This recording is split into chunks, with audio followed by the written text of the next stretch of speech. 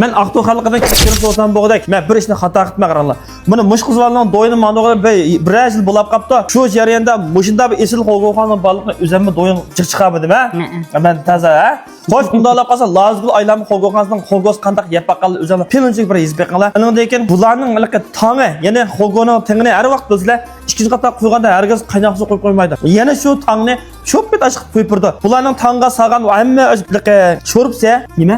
Qalın ki son kene işletim. To'g'ri ishlatmaysizlar. Ya. Artıq yaqindan undan keyin bular musha chiqayotgan har bir narsaga aylanmaga hozir yo'q, asosida qilib qo'yamiz ma'lum chunki men tush topatman bu filmni. Shunga normal chiqib qo'yamiz. Kechda odam chiqarganda, ichidan yangidan to'g'rab vash sapirdi. Mushada o'zgarib qolgan narsalar qolsa shu joyda ilib voz kechib turgan gap. Lazgul aylanma qo'g'onlarini yapaqalla o'zanglab filmninchiga ma'mundati, andati deb qanday talab kirolab qolsalar biz filmni juvatmaymiz. Agar ko'rib qolsanglar bo'ldi. Biz shuningga nay kamtarlikdan qabul qildigan yo'qsa qabul qilamiz. Har qanday kamtarlikni, boshqalarning kamtarligini ko'rsatgan odamni biz rahmat etib, kamtarlikni biz qabul qilib, biz texmo oldiga boramiz. To'g'ri shundaymi?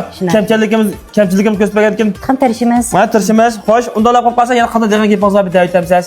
Müşt qo'g'oqanni ochgandan buyon izchil meni qo'llab kelayotgan xaridorlarimizdan davomli kelishini, kep baxman xaridorlarniki bir kelib tetib qishni qarshi olamiz. Xo'sh, undaqlar qolsa bu yerning to'liq adresini deb beray. Mushqizlarning bir shuari var, o'zaro palanib qolsa, o'zim yelgan, o'zim xolgan eng pokizda boshqalar sunaman degan. Shuna bu yerning adresi. Bizning bu qo'g'oqanimizning adresi bizning Aqto'nay Gongshanxan o'tkazgan menfi shojimiz Pamir qorasi.